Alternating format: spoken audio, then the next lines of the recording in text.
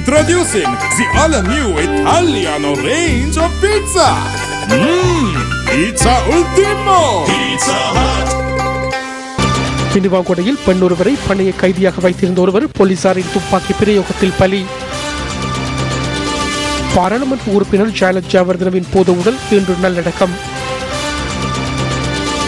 உரிய விலைமனு கோரிலிருந்து 2017 இந்திய கிரிக்கெட் தொடரின் ஒளிபரப்பு உரிமையை வெளிநாட்டு நிறுவனம் ஒன்றுக்கு வழங்க இலங்கை கிரிக்கெட் நிறுவனம் நடவடிக்கை. சப்ரகமுவ பல்கலைக்கழக மாணவர்களின் எதிர்ப்பு நடவடிக்கையின் போது கைது செய்யப்பட்ட 10 மாணவர்களும் சரீரப்பிணையில் விடுவிக்கப்பட்டதாக போலீசார் தெரிவித்தனர். பலாங்கொடை பதில் நீதவான் முன்னிலையில் ஆஜர்படுத்தப்பட்டதன் பின்னர் அவர்கள் விடுவிக்கப்பட்டுள்ளனர். எவ்வாறாயினும் அமைதியான முறையில் எதிர்ப்பை வெளிப்படுத்திய மாணவர்கள் மீது போலீசார் மனிதாபிமானமின்றி தாக்குதல் நடத்தியதாக மாணவர் அமைப்புகள் குற்றம் சாட்டியுள்ளன. இதேவேளை திட்டமிட்டவாறு நாளை சமூக விஞ்ஞானம் மற்றும் விவசாய பீடங்களின் பரீட்சைகள் நடத்தப்படும் என சப்ரகமுவ பல்கலைக்கழக உபவேந்தர் பேராசிரியர் மஹிந்த ரூபசிங்க தெரிவித்தார். சக மாணவர்கள் சிலருக்கு பல்கலைக்கழக நிர்வாகம் வகுப்பு தடை விதித்தமைக்கு எதிர்ப்பு தெரிவித்து சப்ரகமுவ பல்கலைக்கழக மாணவர்கள் நேற்று பதுளை கொழும்பு பிரதான வீதியை பம்பகின்ன பகுதியில் மறித்து எதிர்ப்பு நடவடிக்கையில் ஈடுபட்டனர். வீதி மறிக்கப்பட்டிருந்ததாகவும் 3 ஆம்புலன்ஸ் வண்டிகளுக்கு அந்த இடத்தை கடந்து செல்ல மாணவர்கள் இடமளிக்கவில்லை எனவும் போலீஸ் ஊடக பேச்சாளரின் கையொப்பத்துடன் நேற்று மாலை வெளியிடப்பட்ட அறிக்கையில் குறிப்பிடப்பட்டிருந்தது. ஒரு ஆம்புலன்ஸ் வண்டியில் கவலைக்கிடமான நிலையில் குழந்தை ஒன்று இருந்ததாகவும் அந்த அறிக்கையில் தெரிவிக்கப்பட்டுள்ளது.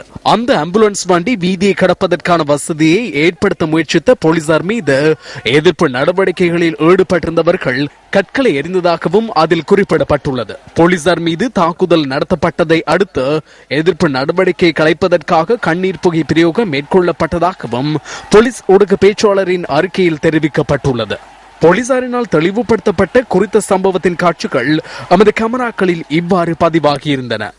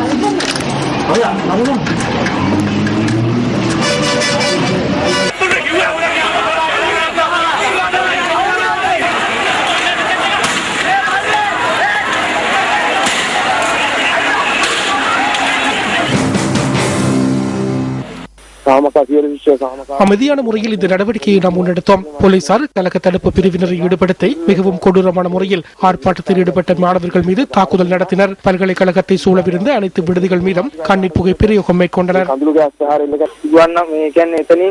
அந்த இடத்திற்கு ஆம்புலன்ஸ் வண்டி ஒன்று வந்தது. போலீசார் தகுந்த சந்தர்ப்பம் ஒன்றை எதிர்பார்த்து காத்திருந்தனர். அதனைத் தொடர்ந்து போலீசார் தாக்குதல் நடத்தினர். පොලිසිය බාර දීම පටන් ගත්තේ.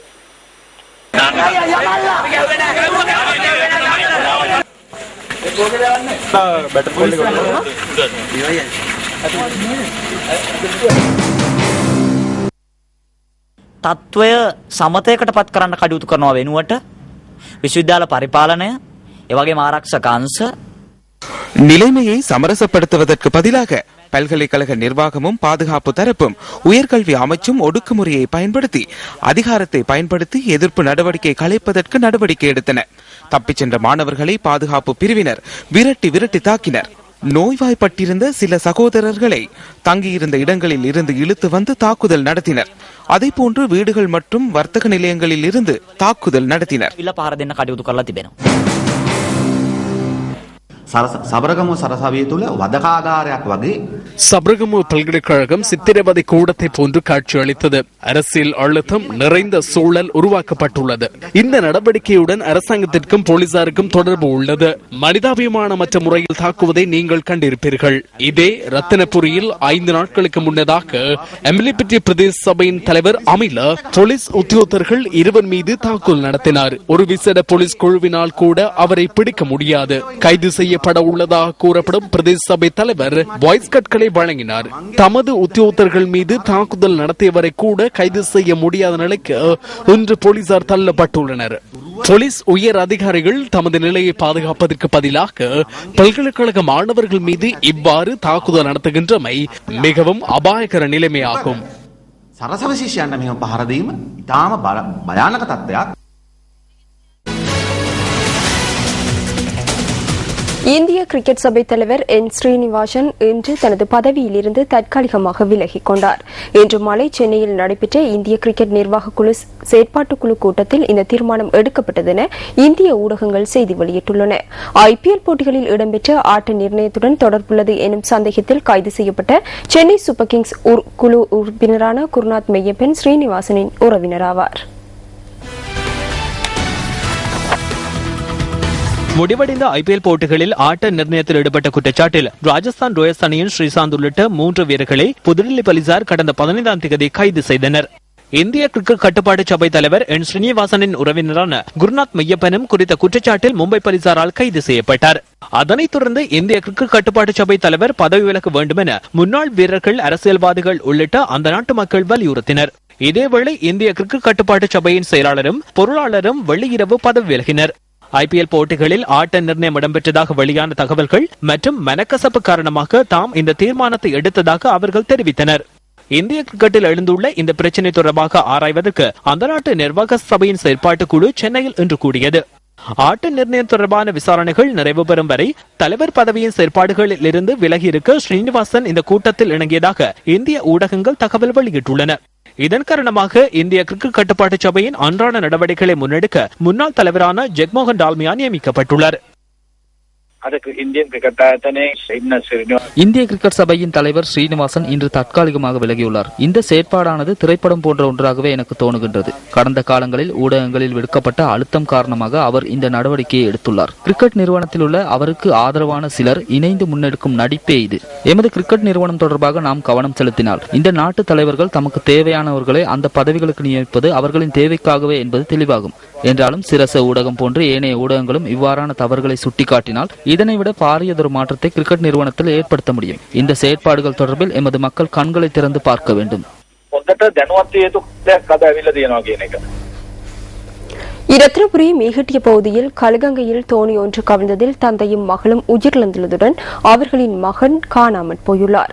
மரண சடங்குகளில் கலந்து கொண்டு திரும்பியவர்கள் உட்பட 10 பேர் பயணித்த தோணியே இன்று விபத்துக்குள்ளானது. இந்த விபத்து இடம்பெற்றதும் அயலவர்கள் விபத்துக்குள்ளானவர்களை காப்பாற்றுவதற்கான முயற்சிகளில் ஈடுபட்டனர். நீரில் மூழ்கிய 7 பேர் ரத்தினபுரி போலீசாரின் ஒத்துழைப்புடன் காப்பாற்றப்பட்டனர். எனினும் ஒரே குடும்பத்தைச் சேர்ந்த தந்தை, மகள் மற்றும் மகன் ஆகியோர் காணாமல் போயிருந்தனர். இந்த விபத்து இடம்பெற்று சில மணித்தியாலங்களில் தந்தை மற்றும் மகள் ஆகியோரது சடலங்களை சுழியோடிகள் கண்டுபிடித்தனர். காணாமற் போனவர்களை தேடும் பணிகளில் இன்று மாலை வரை சுழியோடிகள் ஈடுபட்டிருந்தனர். ரத்தினபுரி எல்லவத்த பகுதியில் இடம்பெற்ற மரண சடங்கில் கலந்து கொண்டு நீர்கொழும்பிற்கு திரும்பிக் கொண்டிருந்தவர்களே இந்த விபத்தில் சிக்கினர்.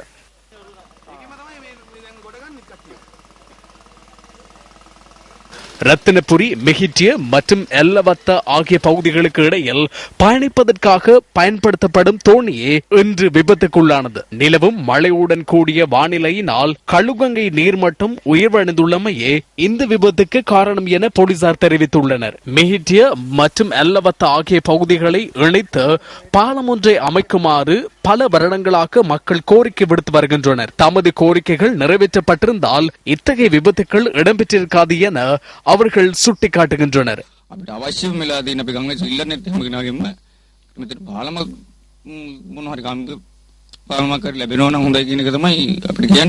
பாதுகாப்பாக ஆற்றை கடப்பதற்காக இந்த தோணியுடன் பாதுகாப்பு அங்கிகள் வழங்கப்பட்டிருந்ததாக சபரகமு மாகாண சபை வெளியிட்டுள்ள அறிக்கையில் தெரிவிக்கப்பட்டுள்ளது. எனினும் பாதுகாப்பு அங்கிகள் பயன்படுத்தப்பட்டிருக்கவில்லை என அதில் சுட்டிக்காட்டப்பட்டுள்ளது. 3 பிள்ளைகளின் தந்தையான 47 வயதுடைய வில்ஃபிரட் லக்ஷ்மண் அப்புகாமி மற்றும் அவரது மகளான 14 வயதுடைய ரேணுகா தமயந்தி பாலசூரிய ஆகியோரே இந்த விபத்தில் உயிரிழந்துள்ளனர். இவர்கள் நீர்கொழும்பு தெம்பிலிவத்த பகுதியைச் சேர்ந்தவர்கள் ஆவர். அனர்த்தத்தில் உயிரிழந்த 14 வயதான சிறுமி நீர்கொழும்பு கட்டுநாயக்க புனித செபஸ்டியன் மகாவித்யாலயத்தின் 9ஆம் தரத்தில் கல்வி கற்கிறார். இவர்களது சடலங்கள் ரத்தினபுரி வைத்தியசாலையின் பிரேத அறையில் வைக்கப்பட்டிருந்தன. இந்த விபத்தில் 19 வயதான சரித் மித்ருவாங்க பாலசூரிய என்பவரை காணாமல் போயுள்ளார். இவர் குறித்த குடும்பத்தின் ஒரே ஆண் பிள்ளை என்பதும் குறிப்பிடத்தக்கது. சுத்தமான சூழல் சுகமான வாழ்விற்கு வித்திடுகின்றது. மக்களின் பொறுப்பேற்ற நடவடிக்கைகளினால் சூழல் மாசடைகின்றமை தொடர்பிலும் அதனால் அவர்களே பாதிக்கப்படுகின்றமை தொடர்பிலும் பல்வேறு சந்தர்ப்பங்களில் நாம் சுட்டிக்காட்டியிருந்தோம். ஆறு அசுத்தமடைந்துள்ளதால் ஒரு கிராமத்தின் மக்கள் எதிர்கொள்ளும் பிரச்சனைகள் தொடர்பான கதையே இது. தோனா ஆறு சாய்ந்தமிருது கிராமத்தின் ஊடாக செல்லும் இந்த ஆறு தற்போது அசுத்தமடைந்துள்ளது.